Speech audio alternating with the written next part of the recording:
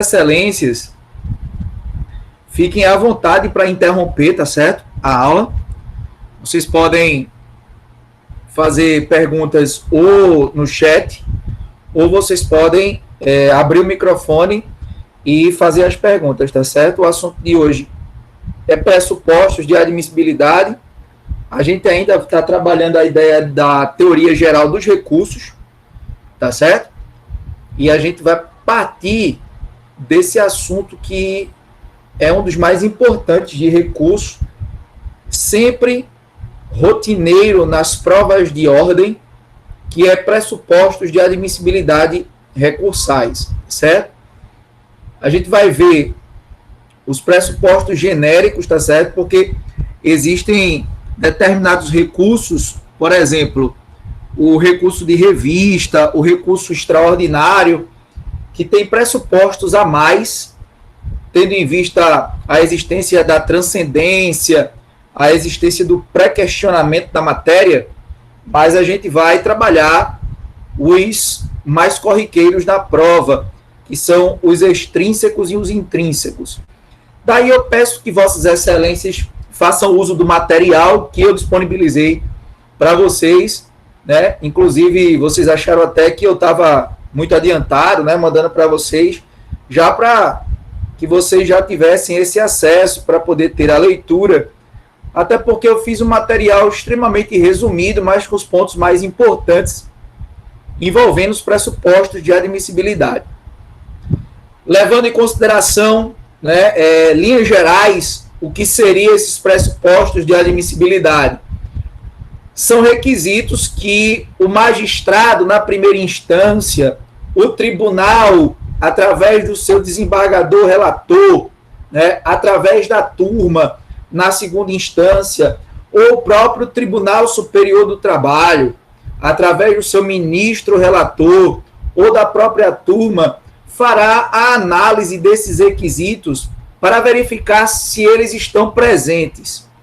Estando presentes esses pressupostos de admissibilidade, o recurso ele será recebido, tá certo? Ele será recebido e ele poderá ser conhecido pelo órgão hierarquicamente superior. Então, se faz uma primeira análise de admissibilidade, isso em primeira instância, na sentença de primeiro grau, na vara do trabalho, quando se interpõe o recurso ordinário, por exemplo, vai se verificar se estão presentes esses pressupostos, tá? Se estiverem presentes, o juiz recebe o recurso, tá? E ele, conforme a gente viu a aula passada, né, quando a gente falou de contrarrazões, ele notifica a parte contrária para apresentar contrarrazões para subir. Quando sobe no tribunal, o desembargador relator, né, vai ser sorteado uma turma e o desembargador relator daquela turma, tá, vai analisar aquele processo para fazer a segunda análise de admissibilidade. Então, vai verificar novamente se estão presentes os pressupostos recursais. Em contrapartida, é possível ainda que, quando o desembargador relator receba e envie para a turma, é possível que a turma, a depender do regimento interno de cada tribunal, faça um terceiro juízo de admissibilidade, porque pressupostos de admissibilidade recursais, eles são matéria de ordem pública para conhecimento do recurso.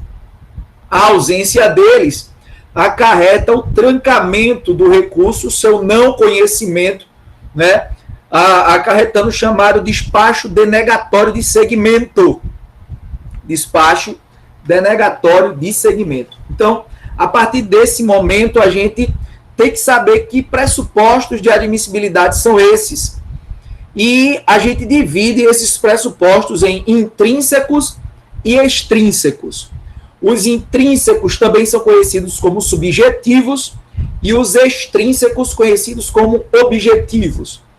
Os intrínsecos dizem respeito à pessoa do recorrente, ou seja, aquele que vai interpor o recurso, tá?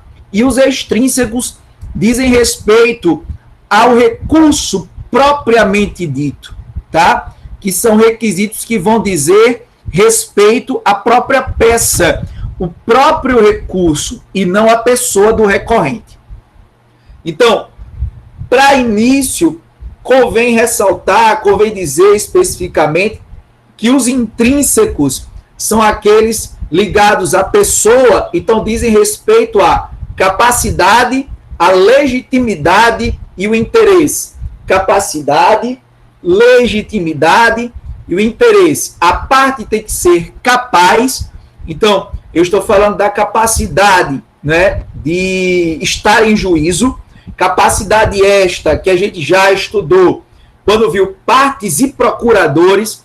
Então, Vossas Excelências sabem que para estar em juízo, né, via de regra, eu tenho que ser capaz, estar em pleno gozo, né, dos meus direitos civis, dos meus direitos, né, como cidadão, a partir do momento que eu tenho essa prerrogativa de participar, né, a partir dos 18 anos completos, né, de ser parte nesse processo. Todavia, caso eu não tenha os meus 18 anos completos, eu posso estar devidamente representado ou assistido, né, havendo uma regularidade, uma regularização da minha ausência de capacidade no processo, tá? A minha ausência de capacidade no processo tem que ser regularizada. Esse é o primeiro ponto. Legitimidade diz respeito à questão de que aquele que está interpondo o recurso deve ser parte legítima para a interposição. Ou seja, ela tem que ser a parte, né? Tem que ser ou o autor, ou o reclamante, ou o reclamado, tá? Ou aquele que tenha, né, a participação no processo, um terceiro interessado que tem a possibilidade de recorrer, como é o caso do Ministério Público do Trabalho, em determinados aspectos, tá certo? Quando envolve direito da criança e do adolescente, quando envolve direito da criança e do adolescente, o do Ministério Público, ele figura no processo, tá certo? Nesse caso, ele terá interesse em recorrer, embora ele não faça parte nem do polo ativo, nem do polo passivo, mas ele terá o interesse de recorrer a depender daquilo que sair na sentença, né, caso seja prejudicial aos interesses da criança ou do adolescente. Então, a legitimidade diz respeito a isso. E o interesse diz respeito ao interesse de recorrer, que está diretamente ligado a quem perdeu algo na demanda. Então, se você perdeu algo na demanda, se a sentença foi, por exemplo, de parcial procedência, tanto autor reclamante quanto réu reclamado perderam alguma coisa. Então, ambos têm interesse em recorrer. Se a sentença foi de total procedência, o autor ganhou todos os pedidos, então ele não tem interesse algum em recorrer, uma vez que tudo que ele requereu foi deferido pelo magistrado de primeiro grau. Em contrapartida, se a sentença for de total improcedência, quem tem interesse em recorrer é somente o autor, somente o reclamante, tá certo? O reclamado, diante de uma sentença de total improcedência, ganhou tudo. Todos os direitos, né, que foram requeridos, perseguidos pelo reclamante, não foram deferidos pelo magistrado. Ou ainda, numa sentença de extinção total do feito, sem resolução do mérito, quem perdeu foi o autor, tá? Então, o réu não teria aí interesse em recorrer. Então, os requisitos intrínsecos são esses: capacidade, legitimidade, interesse. Capacidade, legitimidade, interesse. Tá? A gente tem que pontuar esses três como requisitos intrínsecos ou subjetivos. Em contrapartida, aqueles mais interessantes, aqueles que são mais necessários para o conhecimento do recurso, que são mais técnicos, que exigem que vocês, na prática, saibam manejar bem, né, as questões procedimentais, são os extrínsecos. Os extrínsecos dizem respeito ao recurso propriamente dito, por isso que são chamados também de requisitos ou de pressupostos objetivos de admissibilidade recursal. Então, a gente vai ver aí que, conforme eu coloquei aí no material de vocês, quem está entrando agora, né, seja bem-vindo, boa noite. A gente está vendo material que fala dos pressupostos de admissibilidade recursais, tá bom? Que eu mandei para vocês durante a semana. Se eu não me engano, foi ontem, tá? O primeiro tópico que eu coloquei aí no material de vocês foi a recorribilidade do ato. Porque nem toda decisão prolatada na Justiça do Trabalho... Boa noite, doutor Márcio. Nem toda decisão prolatada na Justiça do Trabalho, ela enfrenta recurso, tá certo? Por quê? Lembra que lá na nossa primeira aula, quem lembra da primeira aula aí? Nossa primeira aula nós trabalhamos princípios do processo do trabalho. E entre os princípios nós vimos a recorribilidade imediata das decisões interlocutórias. Existe, né, esse princípio que vai nos dizer que a grande maioria das decisões interlocutórias no processo do trabalho não sofrem recurso, são irrecorríveis. Geise está dizendo que o material que ela imprimiu foi de resposta das questões práticas da última aula. Mas eu mandei, Elton, durante a semana, até Gleice viu, Elane falou no grupo também, eu mandei o da aula de hoje.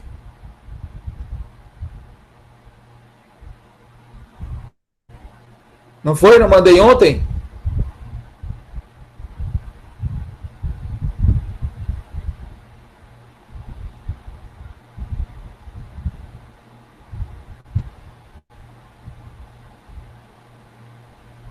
Deixa eu colocar aqui.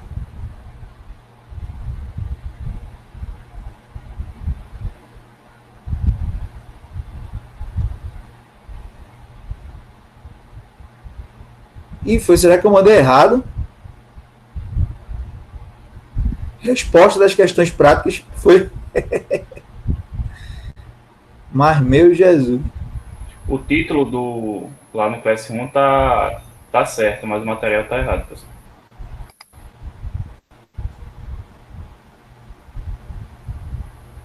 Então, deixa eu reenviar para vocês. Deixa eu ver se eu estou tentando colocar aqui, mas eu não estou conseguindo colocar na tela para vocês.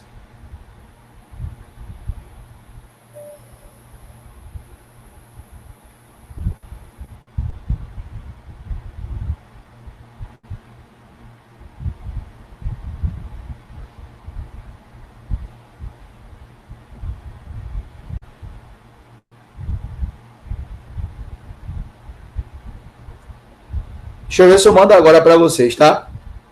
Rapidinho.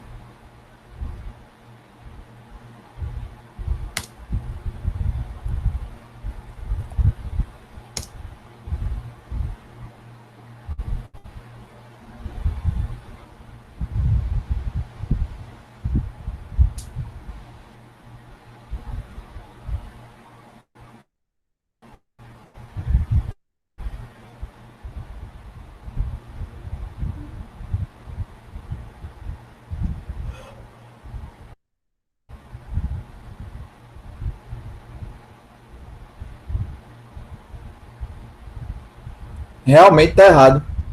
Eu mandei o de agravo de instrumento de embargo de declaração.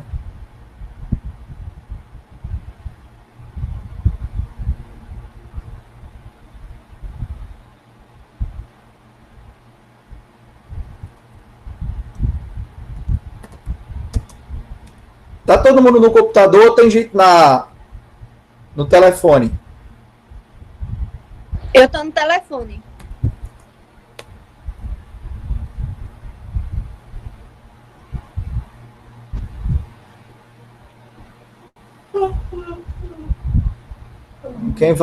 Quem tá no telefone vai ficar ruim para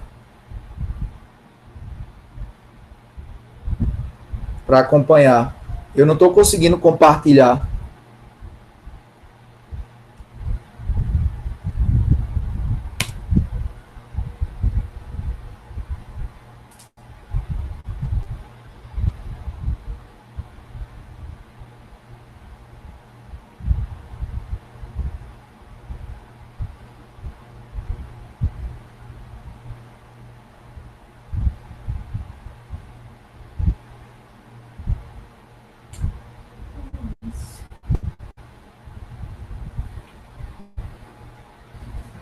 Agora foi, vê lá.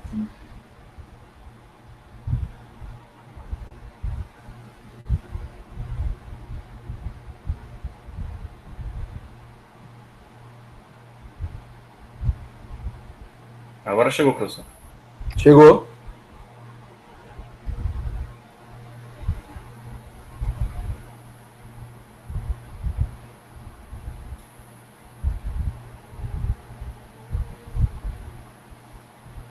Eu não estou conseguindo compartilhar aqui, mas aí quem puder pegar aí, tá? Acompanha comigo, tá bom? Então, voltando, meu povo, desculpa aí a falha técnica. Recorribilidade do ato, como eu falei para vocês, a recorribilidade da decisão, tá? Nem todas as decisões, a saber, as decisões interlocutórias, elas não vão comportar recurso. Apenas aquelas que estão lá na súmula 214 do Tribunal Superior do Trabalho é que vão enfrentar recurso no processo do trabalho, tá bom, gente? Então, o ato ele tem que ser recorrível. Por exemplo, se eu perguntar a vocês, um acordo na Justiça do Trabalho que foi mal feito, um acordo do qual eu não concordo posteriormente, uma vez realizado, eu não concordo. Pergunto a Vossas Excelências, um acordo realizado na Justiça do Trabalho comporta recurso, sim ou não? O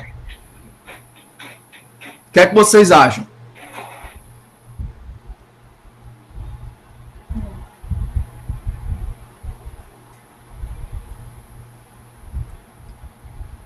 A pergunta é a seguinte: um acordo realizado na Justiça do Trabalho, você se arrependeu, você visualizou que o acordo não é um acordo vantajoso, você quer recorrer do acordo. Eu pergunto, existe possibilidade de recorrer de acordo realizado na Justiça do Trabalho? Eu acho que não. Eu também não. Tu vai se arrepender depois do negócio. Depois que você assina, concorda com tudo e vai se arrepender depois ver a besteira que fez, tem que ver antes. Exato. Gente, realmente o recurso não é permitido para as partes, digamos, pessoas físicas e jurídicas. Todavia, quando a gente falar de autarquia federal, INSS, a Previdência e INSS é o único órgão que é possível de manejar recurso contra acordo na Justiça do Trabalho. Então, se for perguntado a vocês se o acordo ele é passível de recurso na Justiça do Trabalho, a resposta é sim. Mas só quem pode recorrer é a autarquia federal e INSS. Só quem pode recorrer é a autarquia federal e INSS, tá? Pessoas físicas, pessoas jurídicas, estas não têm a possibilidade. Caso você entenda que aquele acordo foi eivado de vício de nulidade, né, ou seja, você fez sob coação, dolo, fraude, tá certo? Então, se aquele acordo ele foi eivado de vício de nulidade, o remédio para atacar esse acordo, né, você não sendo INSS, é o corte rescisório. Você tem que manejar a ação rescisória no tribunal para poder derrubar aquele acordo realizado quando eivado de vício. Tranquilo, meu povo? Coloca essa observação aí para vocês, que ela é muito importante. Às vezes cai esse tipo de questionamento na prova e a gente, né, fica voando, pensando na realidade, naquilo que é mais prático. Geise, é o seguinte. Primeira pergunta para a prova, tá? Acordo realizado na Justiça do Trabalho comporta recurso? Resposta: sim. O único ente que pode recorrer de acordo na Justiça do Trabalho é a autarquia federal e INSS. Morreu. Primeiro tópico, tá? Segundo tópico. E se esse acordo foi eivado de vício de nulidade? O acordo ele foi realizado, mas ele foi realizado porque uma das partes ameaçou a outra, né? Então houve ameaça, houve dolo, houve coação, houve fraude na realização do acordo, o que enseja a nulidade do mesmo. Então, já que esse acordo, tá, ele é nulo, ele não pode produzir efeitos. para que eu possa demonstrar a nulidade desse acordo, eu tenho que fazer isso através de um procedimento, através de uma ação. Que ação é essa? Ação rescisória. Então, a única forma de você demonstrar que o acordo está eivado de vício de nulidade é através da ação rescisória que você vai manejar no tribunal. Tranquilo? Porque a ação rescisória é de competência originária dos tribunais, TRT, TST. Eu não entro com ação rescisória na justiça, na primeira instância, na Justiça do Trabalho. E agora, Geise, tá tranquilo?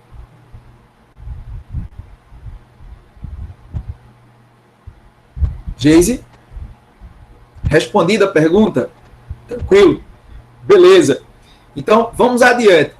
Recorribilidade do ato, a gente já matou. Segundo, adequação. Existe um recurso adequado para cada decisão na Justiça do Trabalho. Existe um recurso adequado para cada decisão. Existe um recurso certo, tá certo? A gente sabe que existe o princípio da fungibilidade, só que para que eu aplique o princípio da fungibilidade, quando eu entro com um recurso que não deveria ser o recurso que eu interpus, deveria ser outro, né? Tem que existir uma dúvida razoável para a aplicação do princípio da fungibilidade, né? Professor Carlos Henrique Bezerra Leite, no seu curso de processo do trabalho, ele fala muito bem sobre o princípio da fungibilidade. Então, é necessário que a gente entenda que há uma necessidade de dúvida razoável quanto à interposição deste ou daquele recurso, uma vez que eu coloquei um recurso que não deveria ser, né, o recurso interposto, deveria ser outro. Todavia, se eu posso aplicar o princípio da fungibilidade, vai depender dessa dúvida razoável, do procedimento utilizado pela parte. Então, tudo isso tem que ser levado em consideração. Todavia, o erro não pode ser grosseiro. O erro não pode ser grosseiro, o que significa dizer, de uma decisão na fase de execução, no processo do trabalho, eu não posso interpor recurso ordinário. Aí o erro é grosseiro. Por quê? A gente sabe que de toda decisão na fase de execução, no processo do trabalho, cabe agravo de petição. Repito, toda decisão na fase de execução, saiu qualquer decisão na fase de execução e eu quero recorrer para o tribunal, não é o recurso ordinário que eu tenho que manejar na primeira instância, tá? Eu tenho que interpor o chamado agravo de petição. Então, qual é o recurso da execução? Agravo de petição. Qual é o recurso da execução? Agravo de petição. Qual é o recurso? Digam aí de casa. Qual é o recurso na execução? Agravo de petição. Até rima, não tem como você errar. O erro é grosseiro se você interpor um recurso ordinário. Então, em virtude da adequação, existe um recurso específico para cada decisão. Por exemplo, eu quero destrancar um recurso no processo do trabalho. Qual é o recurso cabível? A regra é que seja o agravo de instrumento. Então, o agravo de instrumento é o recurso utilizado para destrancar recurso trancado. E o que é um recurso trancado, Fred? É aquele recurso que o juiz ou o tribunal entendeu que estava ausente algum requisito, algum pressuposto de admissibilidade, conforme eu expliquei para vocês na aula passada, né? Quando é feita a análise dos pressupostos de admissibilidade, se faltar um deles, o juiz ou o tribunal tranca. Para destrancar esse recurso, qual é o recurso cabível, né? Para que esse despacho denegatório de seguimento do recurso seja invalidado. O recurso cabível é o agravo de instrumento. Então, lá no processo do trabalho, gente, eu tenho um recurso adequado para cada decisão. Ok? Tranquilo? Então, é necessário que a gente entenda esse viés, tá? De adequação. Para frente, tempestividade. Na tempestividade, para a gente é mais fácil. Por quê? Quando a gente fala em tempestividade acerca de recurso, na tempestividade, a grande maioria dos recursos no processo do trabalho tem prazo unificado. Qual é o prazo? 8 dias. A gente viu isso na aula passada. Quais são os recursos que eu tenho que memorizar, tá? Para que eu possa ficar mais tranquilo na prova, sabendo esses 3, tá? Os demais são 8 dias. Então, recurso extraordinário para o STF, 15 dias, tá? Embargos de declaração, 5 dias. Pedido de revisão, 48 horas. Recurso extraordinário, 15 dias. Recurso extraordinário, 15 dias. Embargos de declaração, 5 dias. Pedido de revisão, 48 horas. Eu coloquei uma tabela aí com muitos prazos processuais, né, que a gente utiliza no processo do trabalho. Todavia, em série de recurso, a regra é que eu memorize esses 3 que têm prazo diferente, 15 dias, 5 dias e 48 horas, e os demais recursos, na sua grande maioria, vão ser de 8 dias, tá? Exceto algum prazo diferenciado previsto em regimento interno. Mas isso não é perguntado para vossas excelências, tá? Então, memoriza o de 48 horas, doutora Milena, é o pedido de revisão, que ele é um recurso manejado nas causas sujeitas ao rito sumário, as causas chamadas de dissídio de alçada, tá? Então, esse recurso eu só manejo nesse tipo de procedimento, no rito sumário. Aí o prazo para a interposição do pedido de revisão é 48 horas, tá certo?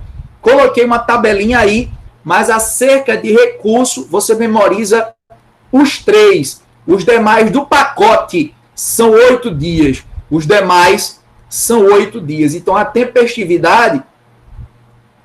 De nada, doutora. A tempestividade não tem muito o que a gente se preocupar com recurso, né? Por causa dessa unificação dos prazos na Justiça do Trabalho, que foi ratificada pela reforma trabalhista. Tranquilo, galera? Agora, 2 pontos importantes nós vamos trabalhar agora. A gente vai passar um pouco mais de tempo nesses 2 pontos, que é o preparo, que se subdivide em depósito recursal e custas. Depósito recursal e custas, tá? Quando o recurso não tem nenhum nem outro, tá? Quando o recurso se percebe que está ausente um dos 2, tá? É necessário que se verifique a expressão utilizada, né? De forma técnica pelas partes. Disse que o recurso está deserto, tá? A ausência do preparo causa a deserção recursal. Toda vez que vocês escutarem essa expressão, que o recurso está deserto, é que falta o preparo, falta o depósito recursal, né? E as custas, ou um ou outro. Lembrando que dentro das especificidades de cada recurso, tá? A necessidade das custas, ele é mais na primeira instância, uma vez que a decisão sai com a determinação do pagamento de um valor das custas, né, que via de regra é 2% do valor da condenação. Então, quando for paga as custas lá na primeira instância, e eu quiser recorrer em instâncias superiores, se elas já foram recolhidas, eu não vou precisar recolher lá na frente, mas isso aí a gente vai com o tempo observando, tá? Isso não é nada de bicho de 7 cabeças, é só para a gente entender como é que isso vai cair na nossa prova, tá bom? Então, vamos para os aspectos práticos, né? Eu trabalhei aí com vocês no nosso material o chamado preparo, e o primeiro ponto da gente é o depósito recursal. E eu coloquei aí que a natureza jurídica do depósito recursal é de garantia do juízo. A natureza jurídica do depósito recursal é de garantia do juízo. Digamos que você é o reclamante, você entrou com a ação na Justiça do Trabalho e pediu lá 20 mil reais. A soma dos pedidos deu 20 mil reais e você colocou esse valor como valor da causa. O juiz analisou, deu uma sentença de parcial procedência e disse que você, né, tinha direito a um valor X, né, porque reconheceu somente aqueles direitos. E na liquidação deu 10 mil reais. Então, esses 10 mil reais foi o valor arbitrado na condenação de primeira instância para você. Esse valor já, em tese, é do reclamante, do autor, do trabalhador. Tá? E por que eu estou dizendo em tese? Porque é possível que lá na segunda instância isso seja reformado. Tá? É possível que lá na segunda instância os direitos que foram reconhecidos na primeira instância sejam derrubados pela segunda instância.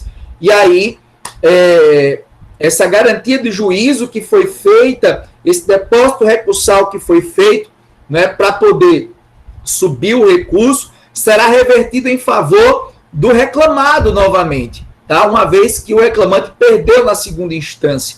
Agora, o que eu quero mostrar a vocês, o que é garantia do juízo, é que esse depósito recursal, ele servirá após o trânsito em julgado da decisão para reverter em favor de quem?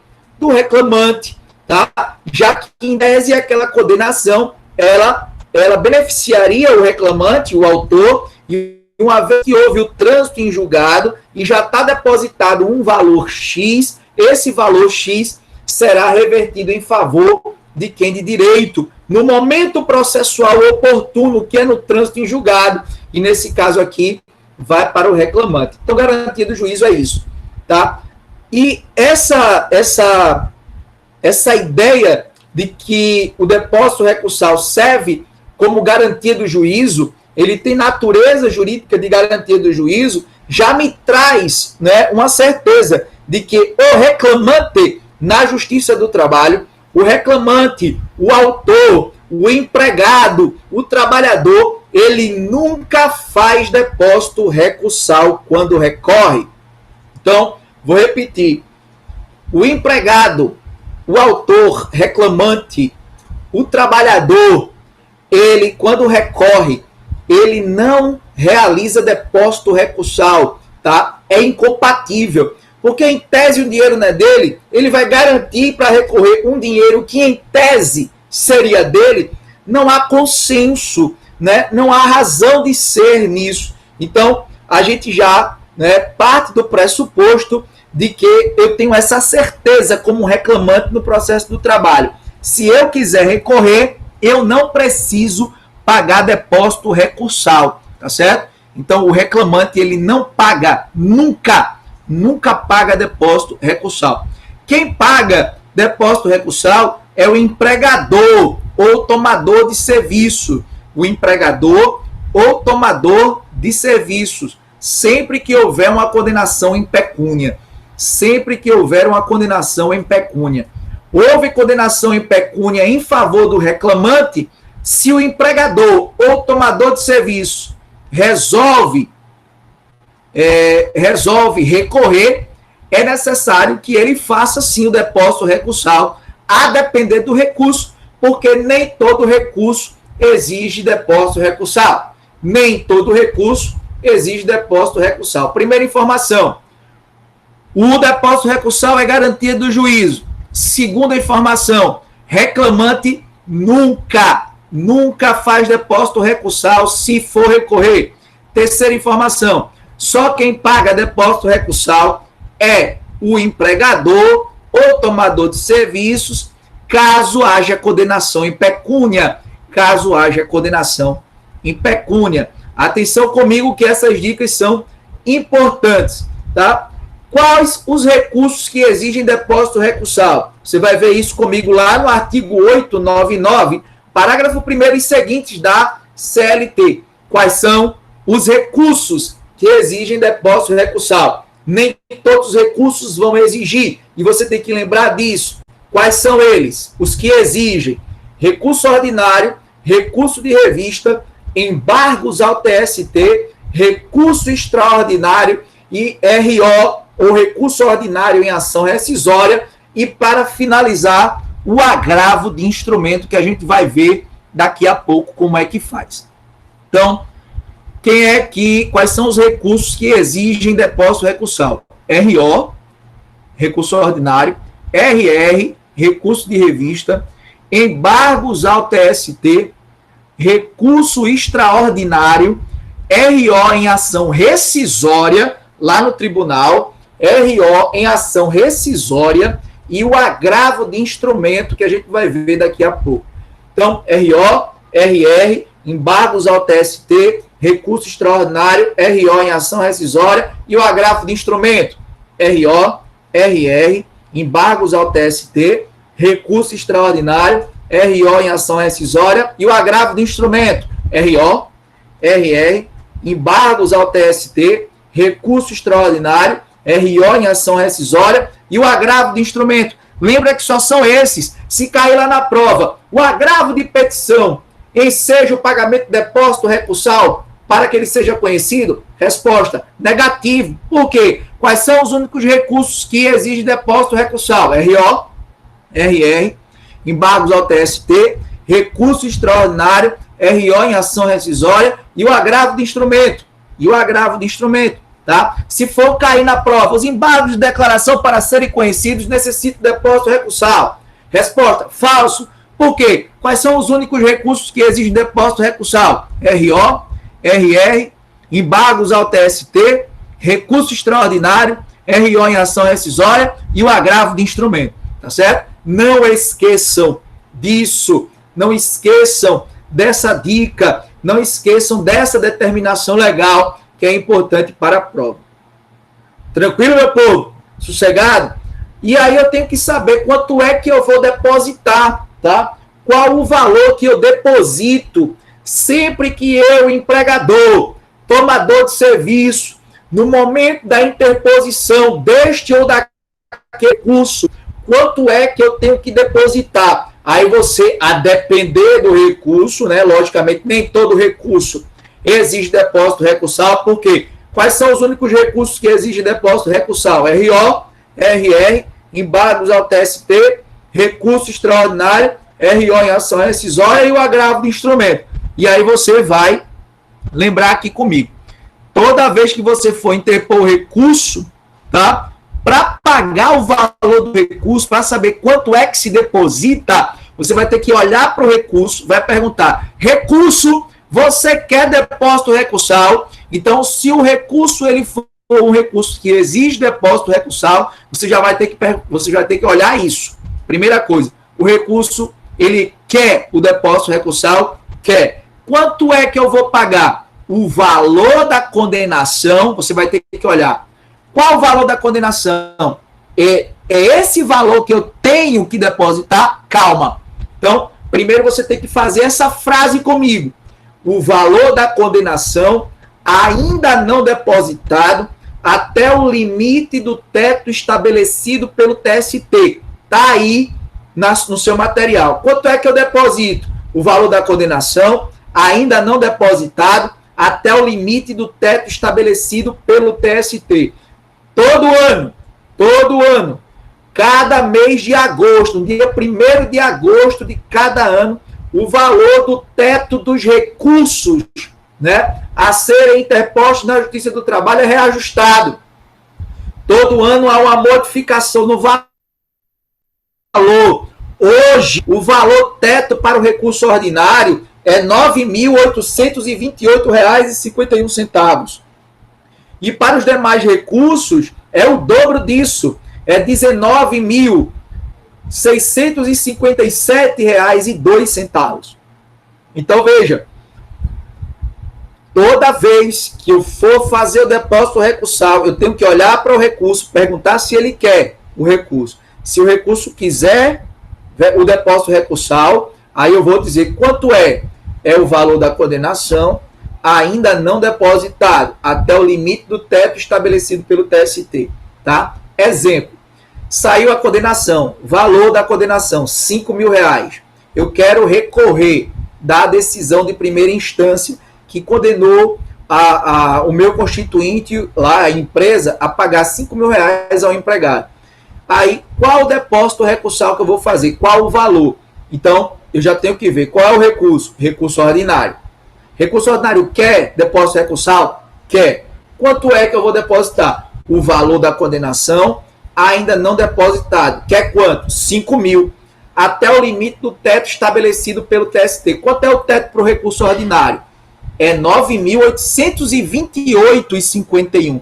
Eu vou depositar quanto? 5.000 ou 9.000? 5.000, que é o valor da condenação ainda não depositado. Já garantiu o juízo. Se eu quiser recorrer lá nas instâncias superiores, eu não vou precisar mais fazer depósito recursal. Por quê? Porque já está tudo depositado. O juízo já está garantido. Todavia, saiu a condenação. R$100.000 contra o meu cliente. O que é que eu faço? Quero recorrer da decisão de primeiro grau, da primeira instância, tá certo? Qual o recurso da decisão da primeira instância? RO. Ele quer depósito recursal? Quer. Quanto é que eu vou depositar? O valor da condenação ainda não depositado. Que é quanto? 100.000. Tá? Até o limite do teto estabelecido pelo TST. Eu vou depositar quanto? 100.000 é o teto. O teto. Então, para entrar com recurso ordinário dessa decisão que condenou meu cliente em R$100.000, eu tenho que depositar 9.828,51. Aí o meu recurso sobe para o Tribunal Regional do Trabalho, porque eu fiz o depósito recursal. Lembrando lá na frente que vai ser, nesse caso, o depósito recursal mais custas. Tá certo? Então, esse é o esquema que você vai ter que alinhar para poder você interpor o seu recurso, né, dentro do preparo. Tá certo? Alguém tem alguma pergunta a fazer? Deu para entender legal, gente?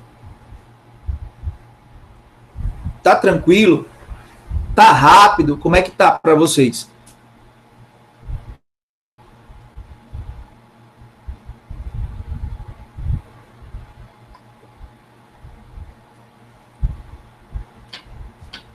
Vou repetir. Vê só. Bem calmo. A decisão de primeira instância, tá? Ela pode sofrer recurso. E para recorrer, tá, dessa decisão de primeira instância, via de regra, é o recurso ordinário. Isso na fase de conhecimento, tá? Saiu a decisão, condenou o meu cliente em R$100.000, tá? Condenou o meu cliente em R$100.000, em 50.000, em 30.000, tá? A gente vai ter que avaliar o seguinte: toda vez que eu for fazer o meu depósito recursal, eu tenho sempre que fazer essa pergunta: quanto é que eu vou depositar? E eu vou citar sempre a frase: o valor da condenação ainda não depositado. No nosso exemplo, foi R$100.000, tá? Mas só que tem o resto da frase: até o limite do teto estabelecido pelo TST. Como existe um teto, eu não vou depositar os 100.000, eu deposito sempre o teto, já que o valor da condenação ultrapassou o teto. No meu primeiro caso, o valor da condenação não tinha ultrapassado, por isso que eu depositei o valor todo. Mas, no segundo caso, que foi a condenação em 100.000, como ultrapassou o teto, eu vou depositar o teto, que é 9.828,51. Então, veja que o teto vai ser o parâmetro, uma vez que o valor da condenação excedeu o teto estabelecido pelo Tribunal Superior do Trabalho. Sossegado, Milena? Tranquilo? Geralmente a gente faz isso passo a passo no quadro, né? Ficaria melhor se a gente tivesse no meio físico. Existe realmente essa dificuldade da gente fazer isso por videoaula, né? Aqui só no boca a boca, mas a gente vai vencer, gente. Se Deus quiser, a gente vai vencer isso, certo? Vamos para frente. O agravo de instrumento, né? Eu disse que a gente ia ver depois, porque o agravo de instrumento ele vai ser diferente. Eu disse a vocês que o agravo de instrumento ele é utilizado para destrancar recurso. Ele é utilizado para destrancar recurso. Então, toda vez que eu for fazer o depósito recursal do agravo de instrumento, ele é a metade do valor, acompanha comigo, tá? Isso vai estar no artigo 899, parágrafo 7º da CLT. Então, para fazer o depósito recursal do agravo de instrumento, é a metade do valor do depósito do recurso que eu quero destrancar. Repito, ele é a metade do valor do depósito do recurso que eu quero destrancar. Ele é a metade do valor do depósito do recurso que eu quero destrancar. Vamos trazer o nosso caso de 100 mil reais de novo, tá? Quando eu fui condenado em 100 mil reais, tá?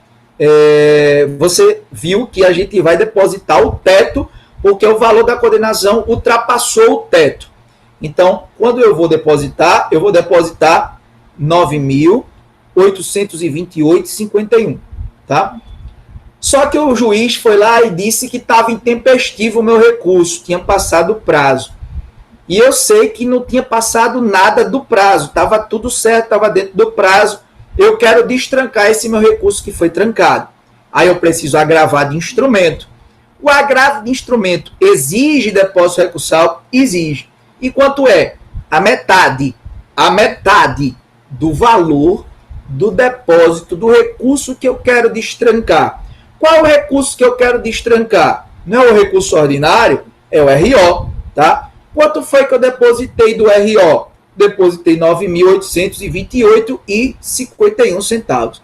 Então, quando eu for fazer o depósito, o agravamento vai ser a metade desses 9.828,51.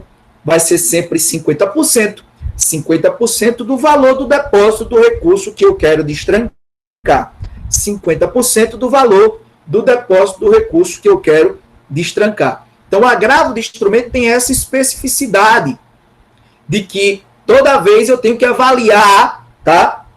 Né, algumas questões procedimentais. Lá na frente, vocês vão precisar ver isso. Agora não tem como a gente ver, porque eu não estou com o quadro aqui para mostrar a vocês. Mas eu tenho que avaliar se o juízo já está garantido, eu tenho que avaliar quanto já foi depositado, para sempre fazer a pergunta, né? O valor da condenação ainda não depositado. É sempre muito importante.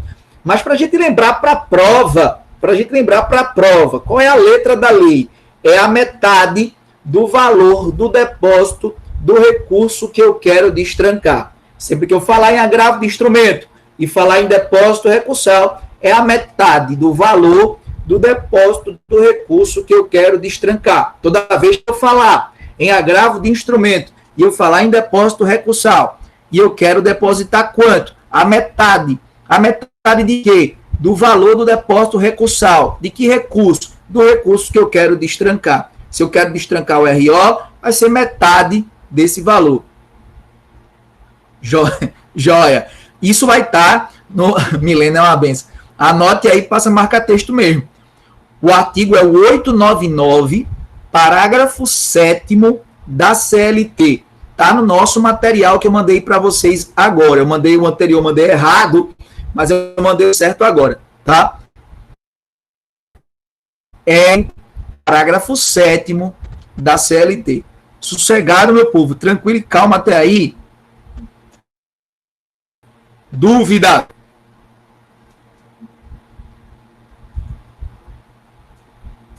Não. Tranquilo? Para frente. Vamos lá. Eu coloquei aqui para vocês um quadro que fala de depósito recursal, quem faz depósito recursal e quem não faz. Esse quadro é um quadro que você deve colocar numa cartolina, tá? E colocar no seu quarto, ao lado da foto da pessoa amada, para demonstrar que esse quadro que você fez é um quadro importantíssimo para a sua vida. Importantíssimo. Assim como a pessoa da foto.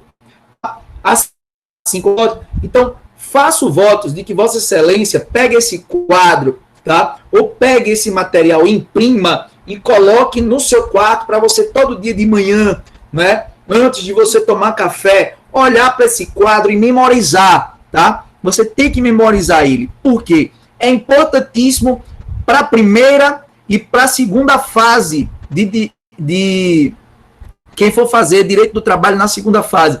Esse quadro é importantíssimo, principalmente após a reforma trabalhista, onde foram introduzidas algumas informações acerca de quem é isento de pagar, quem não é isento de pagar, quem deve pagar 50% do depósito do recurso. Então, isso tudo é importantíssimo, tá? Primeira coisa, eu falei lá em cima, reclamante, quando for recorrer, ele precisa pagar depósito recursal? Resposta negativa, tá? Eu coloquei aí, o fundamento é de que é uma garantia do juízo, e ele não vai garantir um dinheiro que, em tese, é dele.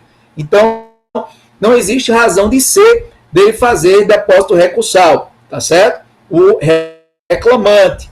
Quando eu falo do reclamado, meu povo, o reclamado, ele só vai, seja ele, né, empregador, tomador de serviço, tá? Exceto o empregador doméstico, que a gente vai ver lá na frente, tá?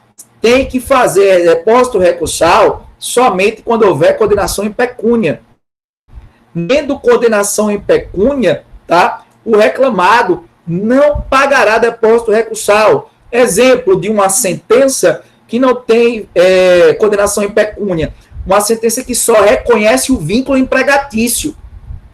Uma sentença que só reconhece o vínculo empregatício, não há condenação em pecúnia do reclamado. Mas ele tem interesse de recorrer? Tem, que ele perdeu, houve o reconhecimento de um vínculo que até então ele não tinha reconhecido. Ele quer recorrer, quer demonstrar na segunda instância que não existia vínculo nenhum entre ele e o empregado, o suposto empregado, tá? Para ele recorrer. Ele vai precisar pagar depósito recursal? Não, meu povo, porque não houve condenação em pecúnia. É o entendimento da súmula 161 do Tribunal Superior do Trabalho. Está aí no nosso quadrinho. Massa falida. A massa falida, meu povo, nem paga depósito recursal, nem custas. Massa falida nem paga depósito recursal, nem custas. Ela é isenta de pagar, tá certo? Lembre-se que a situação da massa falida é falência, tá? Ausência de possibilidade financeira de arcar com suas dívidas. Então, a benesse da jurisprudência da massa falida, tocante a possibilidade de toda vez que a massa falida for condenada e tiver que recorrer, ela não paga nem depósito recursal, nem custas. É o que está na súmula 86 do Tribunal Superior do Trabalho. Só que essa súmula, ela fala também das chamadas empresas em liquidação extrajudicial. Empresas em liquidação extrajudicial. Quando a gente falar em empresa em liquidação extrajudicial, gente, essas empresas, quando forem condenadas, tá? Quando elas estiverem em liquidação extrajudicial, há uma necessidade, sim, de se realizar depósito recursal, havendo condenação em pecúnia. Havendo condenação em pecúnia, elas, toda vez que forem condenadas e tiverem um valor, né, a ser pago, se quiserem recorrer, eles têm que fazer depósito recursal. Isso está na súmula 86 do Tribunal Superior do Trabalho. O que é uma empresa em liquidação extrajudicial? Ela está financeiramente mal das pernas e precisa de uma instituição financeira que organize as suas finanças. Precisa de uma instituição financeira que organize administrativamente as suas finanças. Daí o nome extrajudicial. E geralmente essa instituição financeira é um banco. E aí, quando eu peço ao banco, né, essa instituição financeira para organizar minhas finanças, para que eu não quebre, eu estou em liquidação extrajudicial. Precisa pagar depósito recursal? Precisa. Onde é que está isso? Súmula 86 do Tribunal Superior do Trabalho. Tá? Só que vem a reforma trabalhista lá no artigo 899 e no parágrafo 9º e traz um bocado de informação para a gente. Tá? Aí eu coloquei aí no quadro de forma separada para a gente ficar mais tranquilo com isso. Quando eu falar em empresa em recuperação judicial, entidades filantrópicas e beneficiários da justiça gratuita, esses caras aí, tá? Quando são condenados, eles, mesmo empresas, né, beneficiários da justiça gratuita, eles não pagam depósito recursal. Empresas em recuperação judicial, veja, diferente lá de cima que eu expliquei, empresas em recuperação judicial, tá? Fred, o que é essa empresa em recuperação judicial? Empresa em recuperação judicial é quando elas vão a juízo, entram com a ação pedindo para que o juiz organize suas finanças, pede para que o Poder Judiciário organize as suas finanças, tá? Para que não quebre. E aí, nesse MISTE, tá? Eu estou até com um processo desse, gente. Nesse MISTE, para você ver dinheiro é complicado. Tem que esperar o processo parar todinho.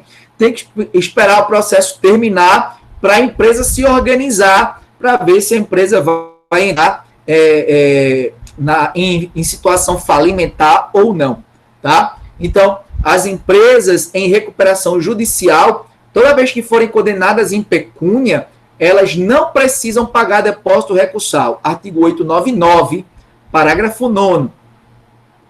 Fala não, Gleice, fala não. Eu estou com 2 sentenças contra uma empresa em recuperação judicial, um valor até razoável, mas como o processo está em recuperação judicial, a minha execução vai parar. Porque primeiro tem que se resolver no juízo da recuperação judicial, e esse processo está tramitando lá no Rio de Janeiro, para depois que resolver lá no juízo da recuperação judicial, a gente ver o que é que acontece com as dívidas desta empresa. Então, eu não posso nem me habitar nos créditos desta empresa, eu não posso nem pedir o fechamento de bens, né? Bloqueio de bens, né? Bacenjude, Renajude, até que esse processo lá acabe.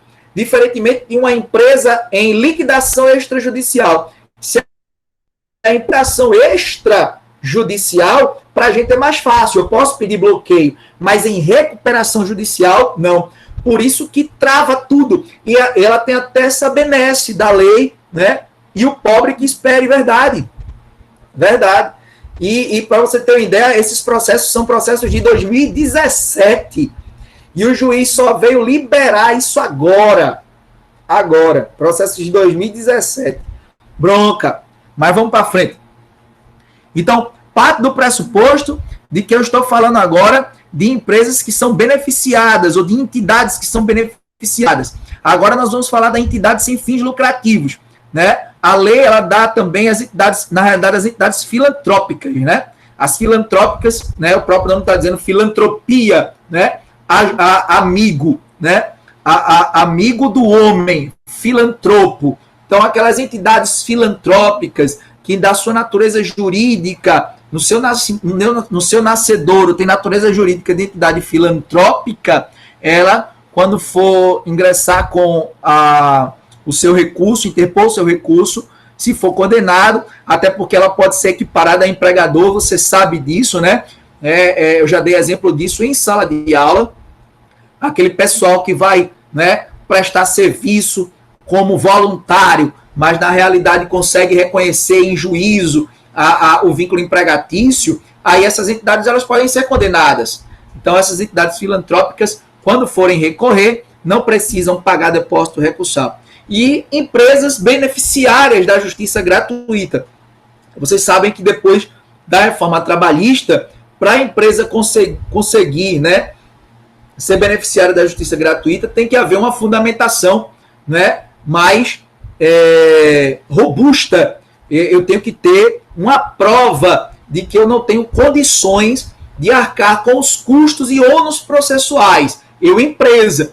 Então, essa empresa tem que demonstrar essa qualidade, tá certo? Um exemplo é quando ela está em recuperação judicial. Outro exemplo é quando ela está em situação falimentar, né? Ou mostrar os balancetes e demonstrar que se eu pagar um depósito recursal, por exemplo, de R$ 9.828, eu não vou conseguir pagar a folha de pagamento. Eu não vou conseguir honrar a folha de pagamento de salários da empresa. Então, esse tipo de prova tem que ir ao processo para que eu possa ser beneficiário, eu, empresa, ser beneficiário da justiça gratuita. Tá? Aí, o artigo 899 vem e fala de algumas entidades. Por exemplo, as entidades sem fins lucrativos, o microempreendedor individual, as pequenas empresas, né, as empresas de pequeno porte, as microempresas, tá, e o empregador doméstico. Entidades sem fins lucrativos, MEI, tá, microempresa, EPP, empresa de pequeno porte, e o empregador doméstico. Esses caras aqui, quando forem condenados, quando eles forem pagar depósito recursal, só paga metade, só paga 50%. Isso foi novidade da reforma trabalhista. Entidades sem fins lucrativos, MEI, microempresa, EPP, empresa de pequeno porte, tá certo? O empregador doméstico, tá? As entidades sem fins lucrativos, MEI, microempresa, EPP, empregador doméstico, quando forem pagar seus depósitos recursais, só pagam 50%. Então, 899, parágrafo 9º também da CLT. Então, veja que isso aí é muito factível cair em prova. É bem provável que isso seja cobrado em provas de vocês, principalmente em provas de marcar X, tá? Ou quem for fazer segunda fase da OAB em trabalho, tem que ter isso na cabeça, tá? Fazenda. Quem é a Fazenda? União, Estados, Distrito Federal, municípios, autarquias e fundações públicas. Essas entidades, quando forem condenadas, elas não pagam depósito recursal. Decreto-Lei 779/69, tá? Agora, sociedades de economia mista e empresas públicas, sociedades de economia mista e empresas públicas, essas como tem natureza jurídica de pessoa jurídica de direito privado, né? São personalidades jurídicas de direito privado, essas, quando são condenadas, elas vão pagar depósito recursal. Chegaram, meu povo? Isso aí vai estar na súmula 170 do Tribunal Superior do Trabalho. Súmula 170 do Tribunal Superior do Trabalho.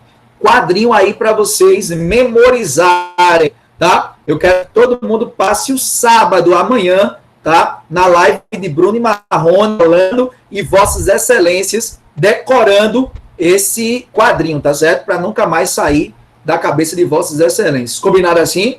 Amanhã, ao invés de estarem ligados nas lives, Vossas Excelências vão decorar o quadrinho. Combinado? Para frente. Prazo para comprovação do depósito recursal, meu povo. Atenção. A gente tem que memorizar a questão do agravo de instrumento. Porque Gleice está dizendo que hoje tem Ana Carolina na live. E Ana Carolina? Ah, legal. Vocês estão ligados, né, em todas as lives. Eu não consigo pegar essas informações todas, não.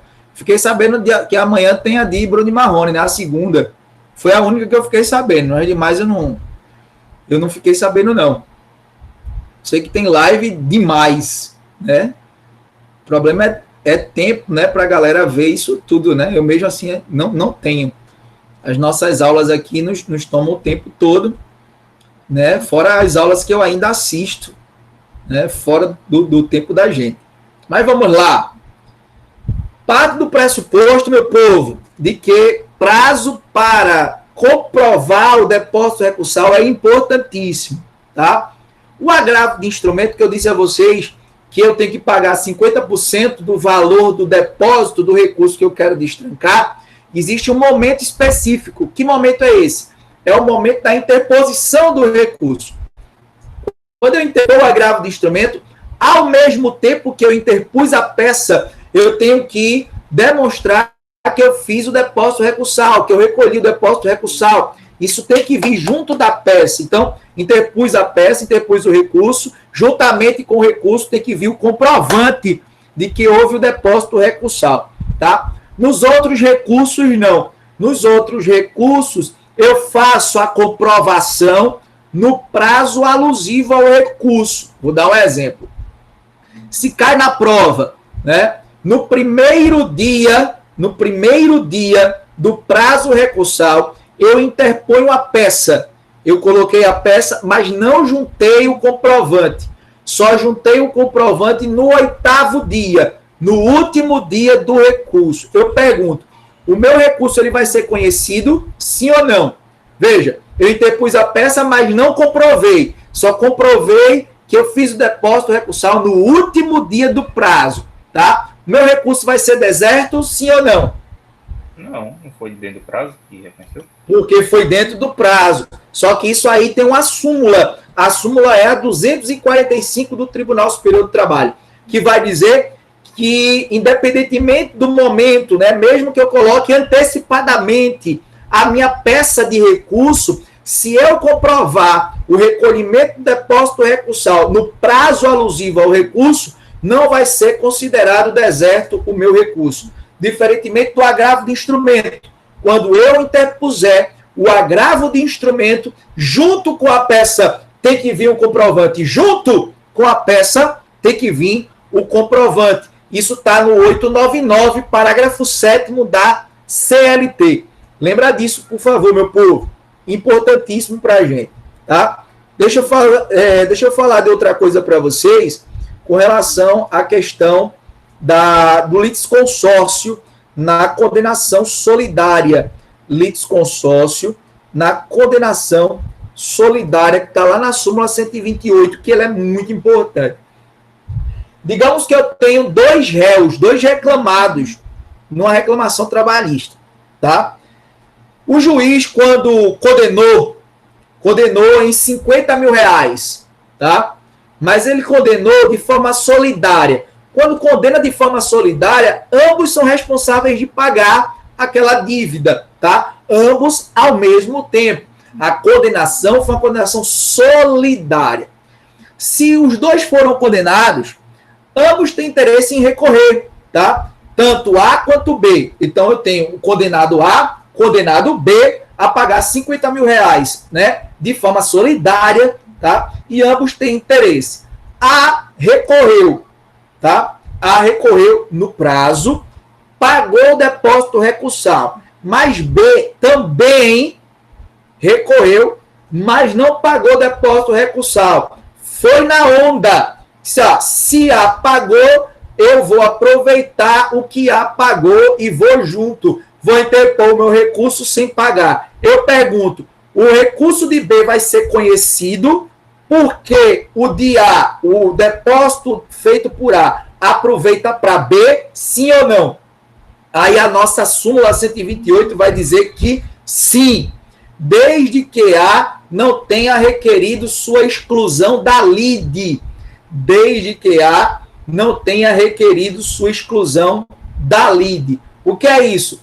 Geralmente, quando ele diz que ele diz que um deles requeriu a exclusão da lide, é porque ele entende que ele não é parte legítima para estar naquele processo. Mas o juiz de primeira instância entendeu que não. Ele permaneceu e foi condenado. Foi condenado solidariamente. Mas se no recurso ele levanta a preliminar dizendo que é parte ilegítima e pede a exclusão da lide, faz o depósito recursal, né? E B, que é o segundo condenado, não faz o depósito recursal, esse B, quando recorrer, o seu recurso não será conhecido, porque A não vai aproveitar o depósito feito por A, não vai aproveitar para ele, porque A pediu sua exclusão da lide.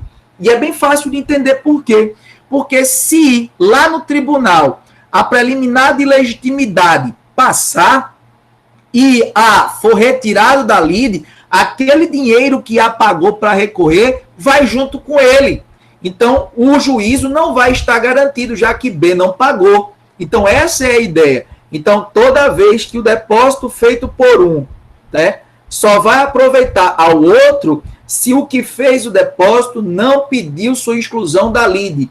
Se o que fez o depósito não pediu sua exclusão da lide.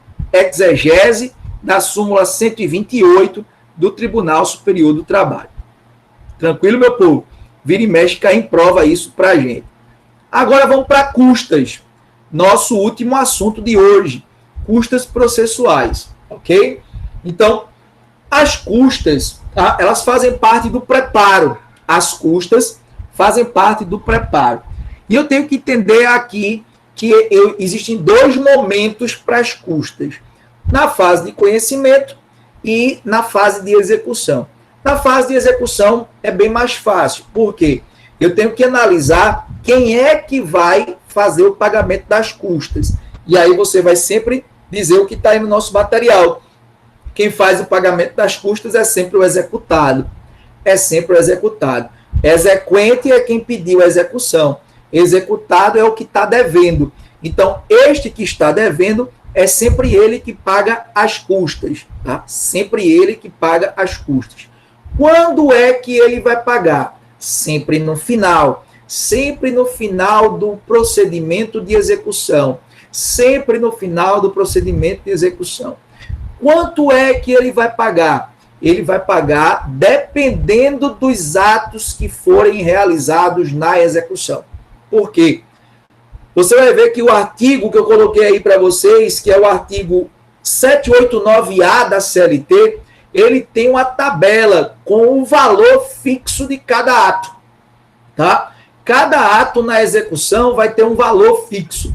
Por exemplo, se um oficial de justiça precisar se deslocar na cidade, ou se ele se deslocar na área rural, né, tem valores diferentes. Se você for agravar de petição, tem valores diferentes. Então, cada ato realizado lá na fase de execução tem uma custa para o executado pagar. Então, vai depender, já que ele paga tudo no final, vai ser feito na liquidação dos cálculos a observância das custas a serem pagas, dependendo dos atos que foram realizados no procedimento de execução, certo? Qualquer ato realizado vai ter um valor específico lá na tabela. Então, na execução é isso. O que é que eu preciso saber? Quem paga é o executado. Quando paga, sempre no final. E quanto paga, depende dos atos que forem realizados. Porque vai seguir a tabela do 789A da CLT. Agora, na fase de conhecimento, quem é que paga? Quem paga custas na fase de conhecimento é a parte sucumbente. Quem paga custas na fase de conhecimento é a parte sucumbente. É quem perde.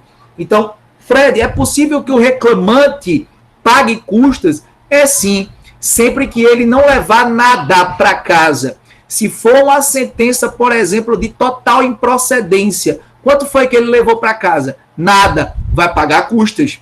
Vai pagar custas. Se for uma sentença de extinção do feito sem resolução do mérito ou com resolução do mérito, tá? Quanto é que ele levou para casa? Nada, absolutamente nada. Vai pagar custas.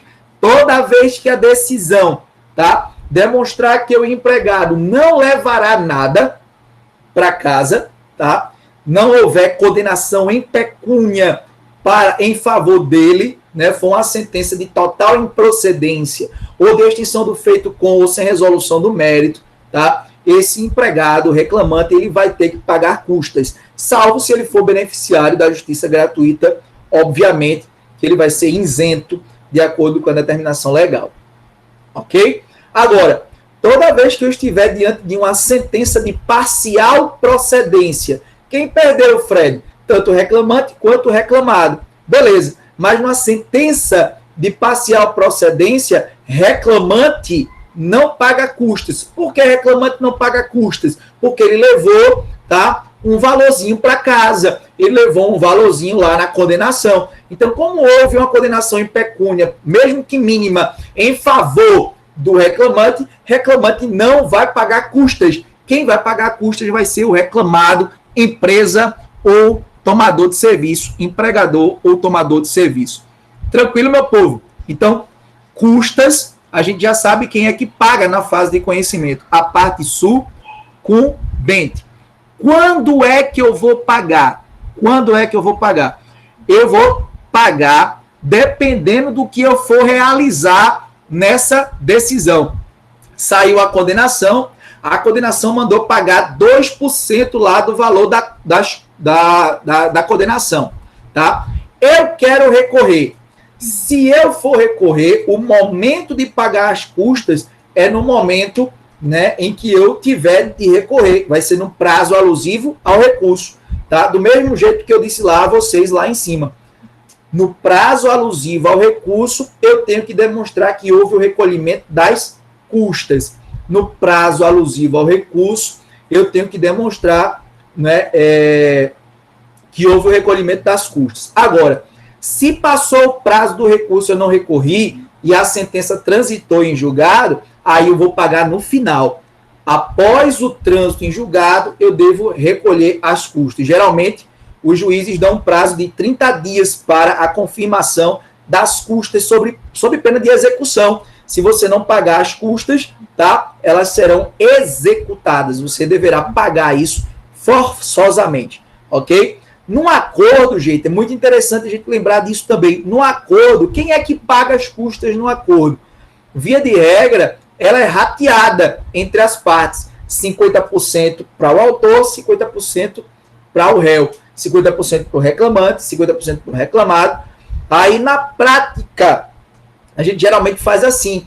Na prática, no termo de acordo, a gente coloca que a responsabilidade é da empresa, né? É do empregador de pagar as custas. Mas a lei, ela diz o seguinte, ela diz que a responsabilidade, né, no acordo, no pagamento das custas, ela é rateada, vai ser de empregado e de empregador, salvo havendo estipulação em contrário, tá? Então, geralmente, a gente coloca lá os acordos para o empregador pagar as custas. E quando a gente faz isso, a gente incorre na exceção, tá? Mas é possível que as custas elas sejam pagas no acordo por ambas as partes, tanto por empregado quanto por empregador.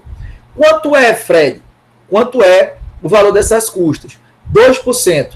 É 2% do valor da condenação ou 2% do valor da causa, tá certo? Vai ser 2% do valor da causa quando não tiver pecúnia, tá? Quando não tiver um valor, né, estimado na sentença para fazer o cálculo das custas, ou 2% do valor da condenação, havendo condenação no processo, né, lá na sentença. Então, havendo condenação é 2% da condenação, não havendo é 2% do valor da causa. Tem valor mínimo? Tem. R$ 10,64, tá? R$ 10,64. Fred, isso cai em prova? Cai, que eu já vi, tá? Caiu, inclusive, já em prova de OAB. E a reforma trabalhista estabeleceu o máximo, 4 vezes o teto do RGPS. 4 vezes o teto do RGPS, que hoje é o seguinte valor, eu coloquei aqui para vocês. Hoje, o 4 vezes o teto do RGPS dá 24.404,24, tá? Mas você só precisa saber que o máximo é 4 vezes o teto do RGPS, é 6 mil e pouco. Acho que é 6.101, é um negócio assim.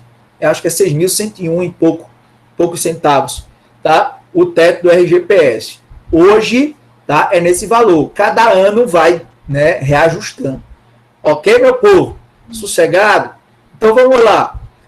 Quem é isento de pagar as custas? Né? Quem é isento de pagar as custas? 790A da CLT, coloquei aí para vocês. Ó. A Fazenda, né? Estados, União, municípios, Distrito Federal, autarquias e fundações públicas que não explorem atividade econômica. Quem é a Fazenda aqui? União, Estados, Distrito Federal, municípios, autarquias e fundações públicas que não explorem atividade econômica. Se explorar atividade econômica, tá certo? Como é no caso dos Correios, né? O banco, né? O Banco dos Correios, né? Explora atividade econômica, elas serão isentas de pagar custas, tá certo? Não serão isentas de pagar custas. Benefício da justiça gratuita, beneficiário da justiça gratuita, tá? MPT e massa falida. Essa galera aí, quando for recorrer, tá? Eles são isentos de pagar custas, ok? As autarquias fiscalizadoras de entidade profissional, como é o CRM, né? A OAB, essa galera, quando for condenada e tiver que recorrer, não é isenta, deverá pagar custas. Ok, meu povo? Pergunta a vossas excelências. Foi muita informação, sim ou não?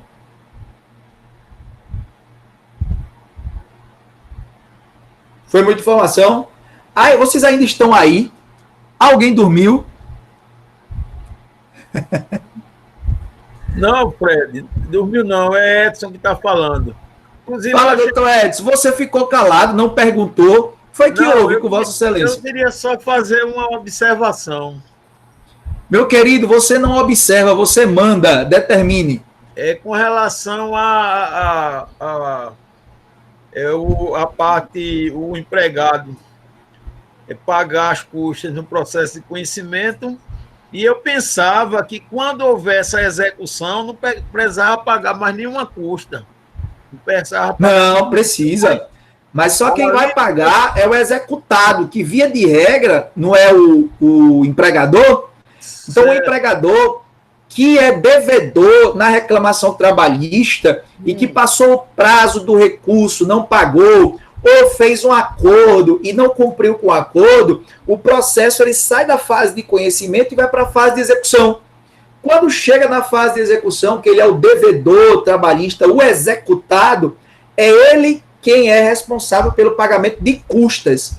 Só que essas custas na fase de execução, elas dependem de atos que esse executado realizar ou que for necessário para que essa execução ela aconteça e tenha a satisfação do crédito do exequente, que nesse caso aqui é o empregado, que está requerendo esse processo de execução. Então, cada ato, de acordo com a tabela, vai ter um valor específico. Né? Para você ter uma ideia, por exemplo, se um oficial de justiça precisar se deslocar na zona rural, vai ter um valor para ser pago. E isso vai tudo para a planilha de cálculo. Nessa planilha de cálculo, essas custas elas vão estar lá presentes, dependendo dos atos que forem realizados. E vão ser baseados no valor fixo que está nessa tabela. Então, na realidade, é isso. Ok, entendido, obrigado. Sossego na tua vida. Amém. Gente, eu sei que foi meio corrido, né? Mas as horas avançam. Eu fico à disposição de vossas excelências no Zap para as dúvidas, tá certo? Se vocês quiserem tirar agora alguma dúvida, a gente está à disposição de vossas excelências, tá? Caso vocês queiram encerrar para ver a live de Ana Carolina, né? Como o Gleice já suscitou aí a hipótese, vossas excelências estão liberados. Mas aí eu fico à disposição de vocês 24 horas no Zap para responder as dúvidas, tá? Caso vossas excelências tenham, mandem para mim.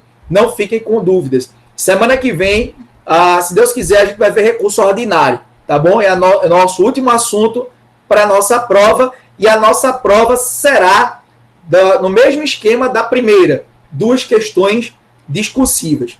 Tranquilo, meu povo? Aquele abraço. Tranquilo, beijo, tchau.